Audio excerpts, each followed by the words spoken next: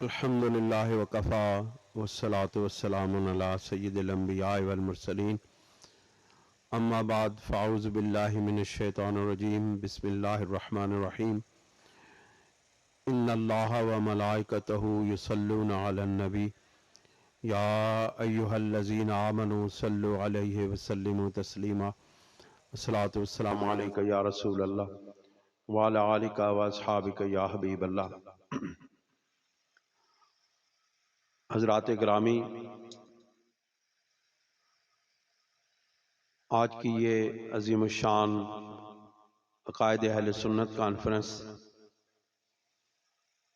اور اس میں نہایت عظیم الشان علمی و فکری اور عملی شخصیات نے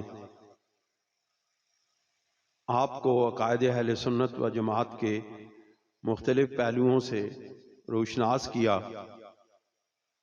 اور اس پر کاربند رہنے کی تلقین کی۔ مجھے امید ہے کہ آپ ان عظیم الشان ہستیوں کی فکر انگیز گفتگو سے ضرور فائدہ اٹھائیں گے اور ہمیشہ کے لیے اپنی بالخصوص اپنی نجات اخروی کے لیے عقائد اہل سنت و جماعت پر قائم رہیں گے۔ آج کی یہ تقریب کچھ تاخیر سے شروع ہوئی کیونکہ موسم کی شدت تھی، اس وجہ سے یہ تقریب کچھ تاخیر ہوئی۔ اس کو شروع کرنے میں اپنی گزارشات تھوڑے سے وقت میں بیان کر کے مختصر سا جائزہ لے کر آپ کے سامنے عرض کرتا ہوں۔ آپ حضرات کو معلوم ہے کہ عقائد اہل سنت و جماعت دلائل کی بنیاد پر ہیں، جن کو ادلہ شرعیہ کہتے ہیں، اور اہل سنت و جماعت کے عقائد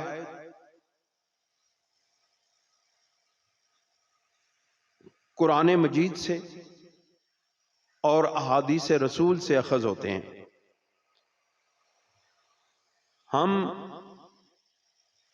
منطق، کلام، دیگر دلائل کو عقائد اہل سنت و جماعت کو مضبوط دلائل کی روشنی میں بیان کرنے کے لیے استعمال کرتے ہیں، لیکن ہمارے عقائد کی بنیاد قرآن مجید ہے۔ ہم عقلی دلائل کی بنیاد پر اپنے عقائد نہیں رکھتے ہیں، بلکہ ہم جہاں پر عقل جواب دیتی ہے اس مقام پر اس ذریعہ نجات سے ہمارے عقائد اخذ ہوتے ہیں، اور وہ ہے قرآن مجید اور حدیث پاک یعنی سنت رسول صلی اللہ علیہ وآلہ وسلم اور اجماع صحابہ کرام رضوان اللہ تعالی علیہم اجمعین۔ حضرت امام ربانی رضی اللہ تعالی عنہ نے اپنے مکتوبات شریف میں جگہ جگہ جب عقائد کی بات کی ہے، عقائد اہل سنت و جماعت کی بات کی ہے، تو آپ نے ہمیشہ یہ لکھا ہے کہ ہم سلف صالحین اور متقدمین کے عقیدے کے مطابق، جو ہمارے اہل سنت و جماعت کے متقدمین بزرگ ہیں، ان کے عقیدے کے مطابق ہمارے یہ عقائد کی بنیاد قائم ہوتی ہے۔ اور اہل سنت و جماعت کے عقائد کی بنیاد قرآن مجید سے ہے اور حدیث پاک سے ہے، لیکن یہ دونوں ذرائع ہمیں جس وسیلے سے ملے ہیں، جن ذرائع سے ملے ہیں، اس وسیلے کا اور اس ذریعے کا بھی مضبوط ہونا، مستحکم ہونا، قابل احترام ہونا، اور اس کی عظمت، اس کی شان ہمارے دلوں میں جب تک راسخ نہیں ہوگی، ہمارے عقائد کامل نہیں ہو سکتے ہیں۔ اور یاد رکھیں ہمیں قرآن ملا ہے تو صحابہ کرام اور اہل بیت اطہار کے ذریعے سے ملا ہے. ہمیں حدیث پاک اور سنت رسول ملی ہے تو صحابہ کرام اور اہل بیت پاک کے ذریعے سے ملی ہے. لہذا جب تک یہ دونوں ہستیوں کی عظمت اور شان ہمارے دلوں کے اندر راسخ نہیں ہوگی، ہم درست عقائد پر قائم نہیں رہ سکیں گے. اس لیے اہل سنت و جماعت کے عقائد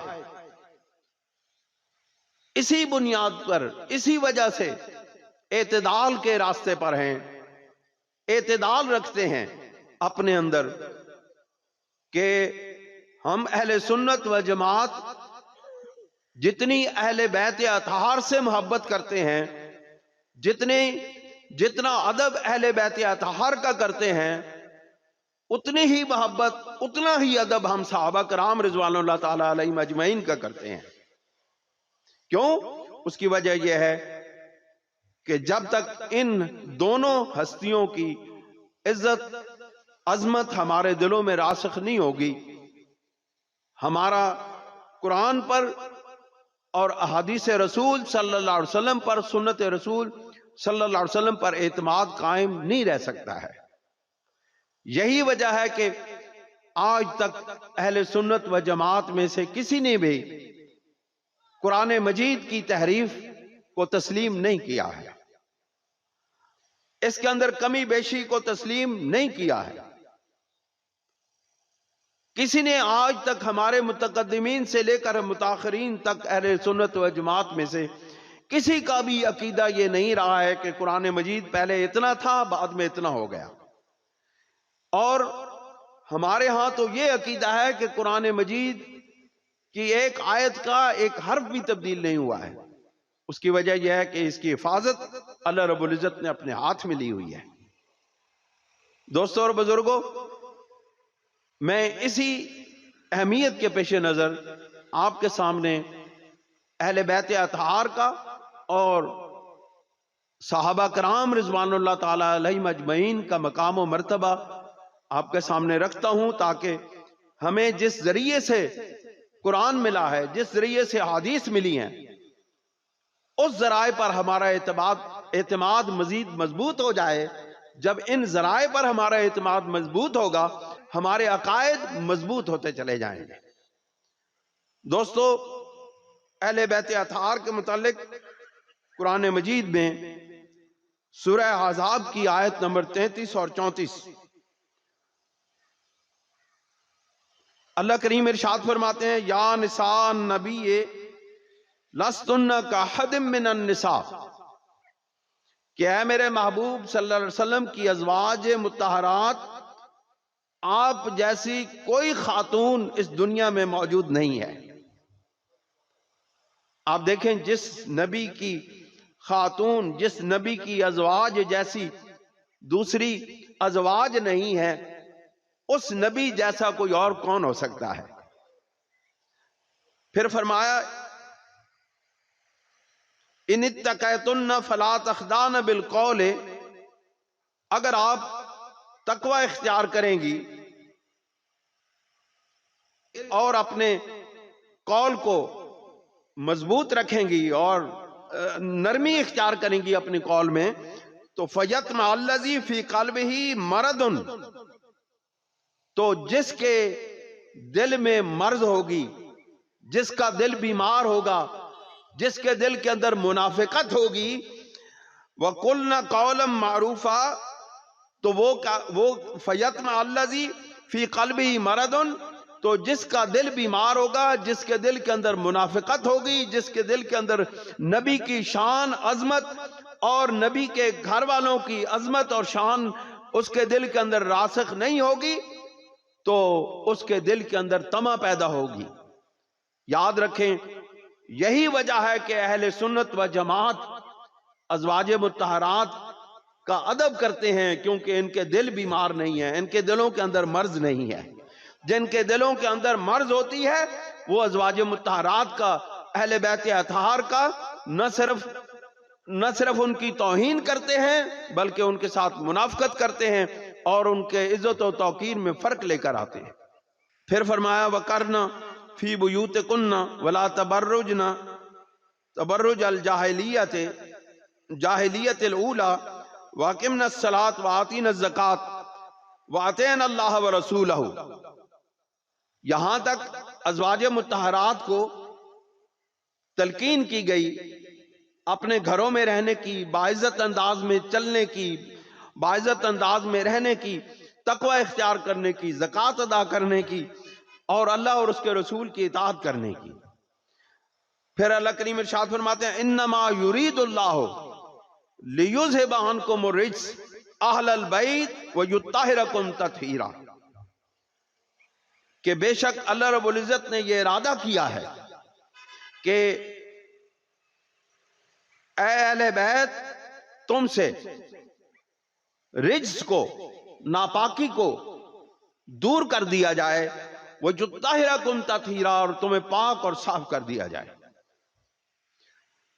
وَاذْكُرْنَ مَا يُتْلَى فِي بُيُوتِكُنَّ مِنْ آيَاتِ اللَّهِ وَالْحِكْمَةِ إِنَّ اللَّهَ كَانَ لَطِيفًا خَبِيرًا، اور جو تمہارے گھروں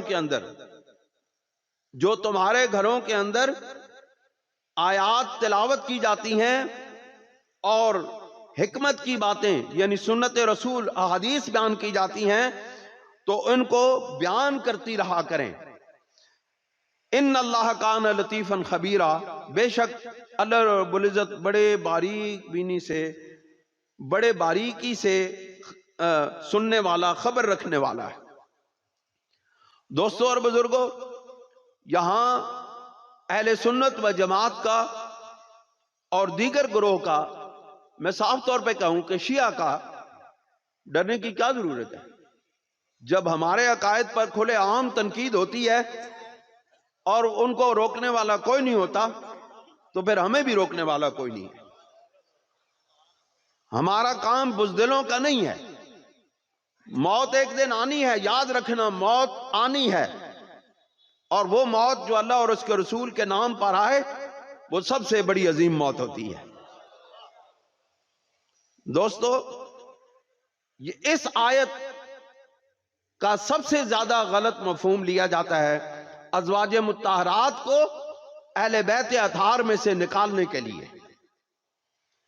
اہل سنت و جماعت کا یہ متفقن علیہ عقیدہ ہے کہ چونکہ یہ ساری آیات ازواج مطہرات کے ساتھ منسوب ہیں اور ان آیات میں ازواج مطہرات کا ذکر کیا گیا ہے اور ان کو مخاطب کیا گیا ہے، تو یہ جو آیت درمیان میں ہے، اس آیت کا درمیانی حصہ ہے، یہ بھی براہ راست ازواج مطہرات کے ساتھ وابستہ ہے۔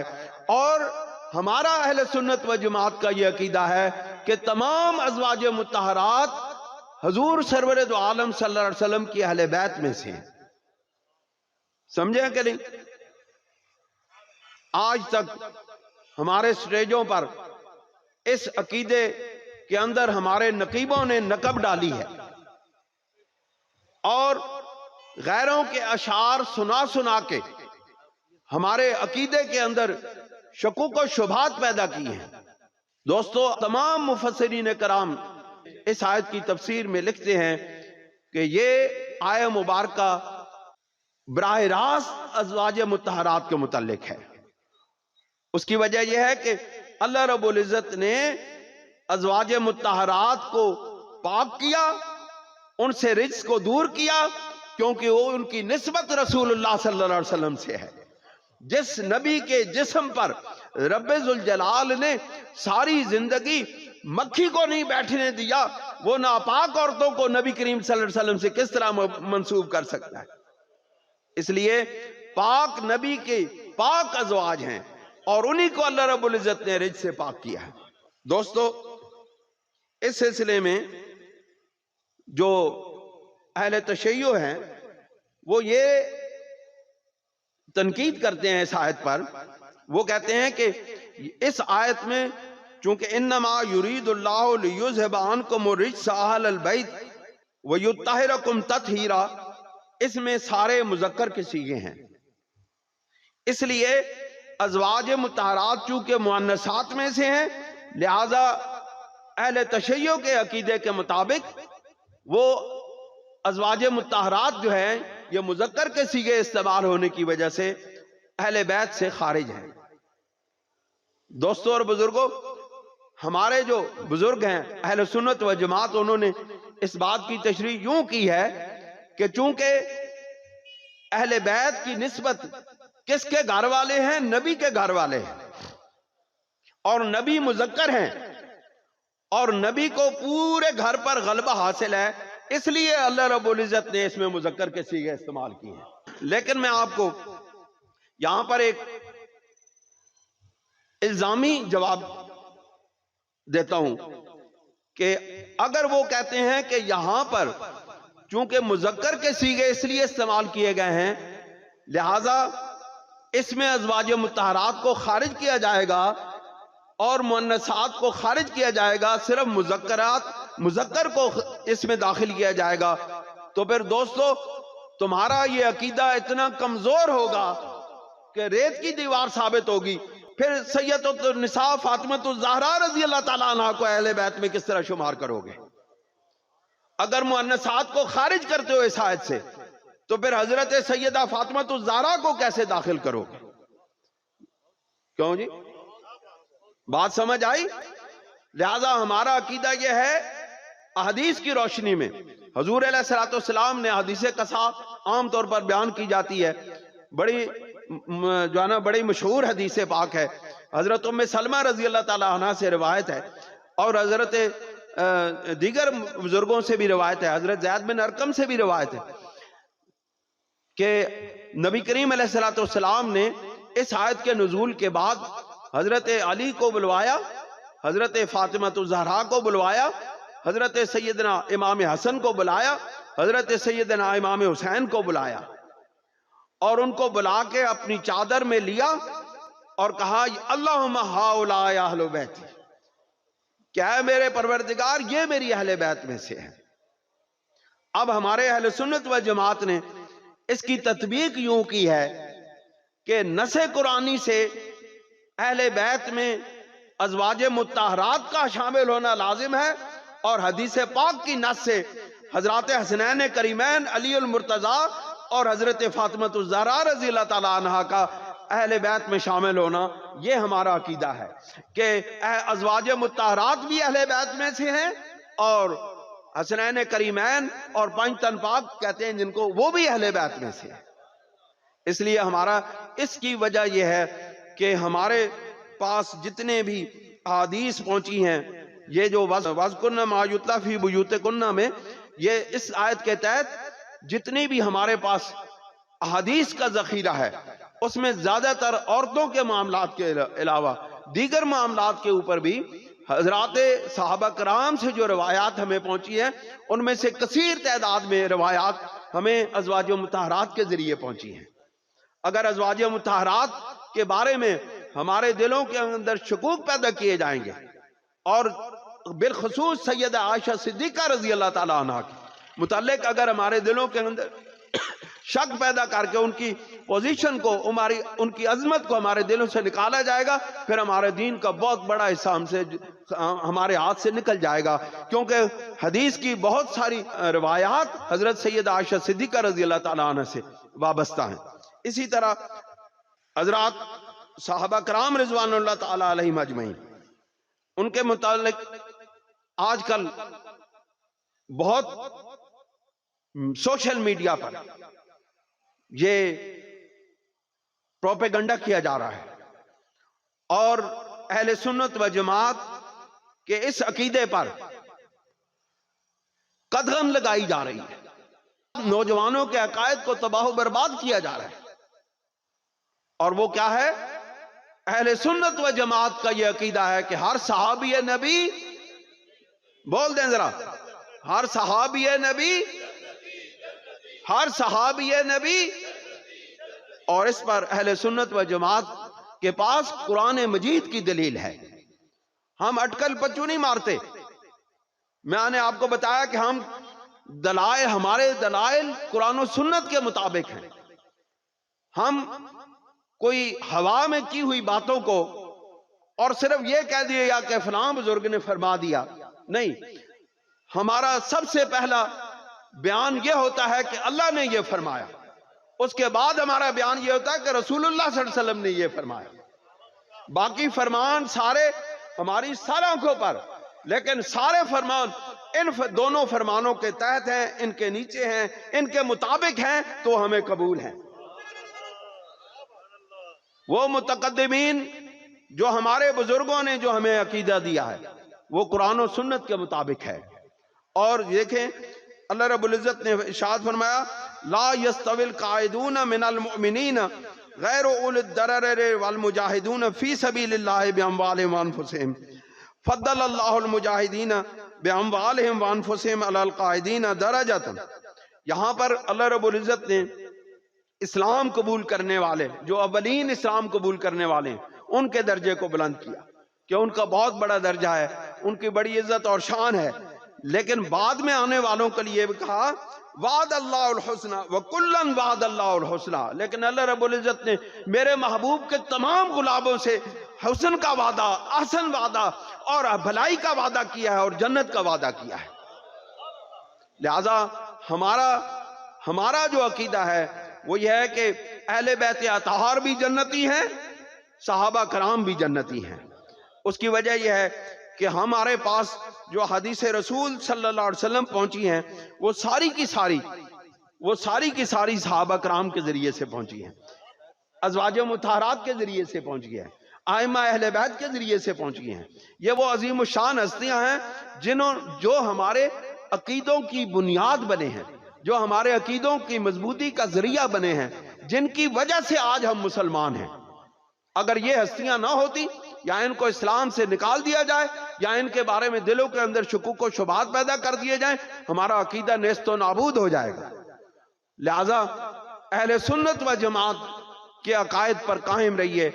اور جس طرح یہ مثال ہم نے قائم کی ہے کہ اہل علم کو یہاں پر آپ کے سامنے آپ سے مخاطب ہونے کے لیے بلایا ہے، اس طرح آپ آئندہ بھی اس طرح کی کانفرنسز منعقد کریں. میں تمام یہاں کے علماء کرام اور مشائخ اعظام سے یہ بات کہتا ہوں کہ وہ محفلوں کو چھوڑو، وہ جو ڈم ڈم کی محفلیں ہیں، وہ جو ٹینچوں کرنے والی محفلیں ہیں، ان کو چھوڑیں، اصل محافل کی طرف آئیں.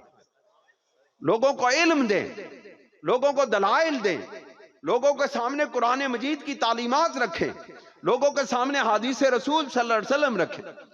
یہ والی محفلیں ہیں، ان سے توبہ کریں. انہوں نے آج تک آپ کو کچھ نہیں دیا ہے، انہوں نے کچھ بھی نہیں دیا ہے، عقائد خراب کیے ہیں. ہمارے اندر بھیڑ کا لباس پہن کے بھیڑیے داخل ہو گئے ہیں. ان بھیڑیوں کو پہچانو، ان بھیڑ نما بھیڑیوں کو پہچانو اور اپنے عقائد کو برباد مت کرو. شعر و شاعری پر کبھی عقیدوں کی بنیاد نہیں رکھی جا سکتی ہے. شعروں پر، اشعار پر عقائد بیان نہیں کیے جا سکتے ہیں علم کی بنیاد پر. ایسی عظیم الشان ہستیوں کو اپنی محافل کی زینت بنائیں، جو 10 منٹ 15 منٹ آدھا گھنٹہ بیان کر کے جائیں تو آپ کو کچھ ملے، آپ کو کچھ حاصل ہو. نہ کہ یہ ہو کہ آپ یہاں سے جائیں اور کہیں جی کہ بس تقریریں بہت ہوئی ہیں لیکن پتہ نہیں چلا کہ کیا ہوا ہے. لہذا میں تمام یہاں کو علماء و مشائخ کو یہ پیغام دینا چاہتا ہوں، آپ حضرات کے ذریعے، عوام کے ذریعے، اپنے یہاں کے علماء اور دیگر علماء کو یہ کہیں کہ ایسے بازاری لوگوں کو اپنی محفلوں میں نہ آنے دیں. ایسے بدعقیدہ لوگ پہلے چھان بین کرو. برتن خریدتے ہو تو 10 مرتبہ ٹھک ٹھک ٹھک ٹھک کرتے ہو اور اپنی سٹیجوں پر بدعقیدہ لوگوں کو اور گمراہ لوگوں کو بٹھا لیتے ہو. یہ کیسی بات ہے؟ یہی وجہ ہے آپ کا کچھ نقصان نہیں ہوگا، آپ کی آنے والی نسلوں کا نقصان ہو رہا ہے. آپ کی آنے والی نسلیں بدعقیدہ ہو رہی ہیں. کل اپنے رب کی بارگاہ میں جا کر کیا جواب دو گے کہ ہم اپنے بچوں کو، اپنی اولادوں کو کون سا عقیدہ دے کر آئے ہیں. یاد رکھیں، یہ مت سوچیں کہ آپ کی جان کی خلاصی ہو جائے گی. اگر آپ اپنی اولادوں کی صحیح تربیت نہ کر کے گئے تو اس کے بارے میں بھی آپ سے سوال ہو سکتا ہے. لہذا اپنے بچوں کے مستقبل کو صحیح العقیدہ بنانے کے لیے فکر کرو اور اپنے دل کے اندر خیال کرو. اپنے بچوں کو ایسی محافل میں، ایسی مجالس میں، ایسی کانفرنسز میں پکڑ کے لایا کرو کہ جہاں سے آپ کو کچھ ملنا ہے. اللہ تعالی ہمیں عمل کی توفیق عطا فرمائے. انشاءاللہ میں بڑی بات نہیں کرتا ہوں، لیکن انشاءاللہ اس طرح کی کانفرنسز کا سلسلہ جاری رہے گا. ہماری کوشش ہوگی کہ ہم اگلی عقائد اہل سنت کانفرنس فیصل آباد کے ایریا میں کرائیں. اللہ تعالی ہمیں عمل کی توفیق عطا فرمائے.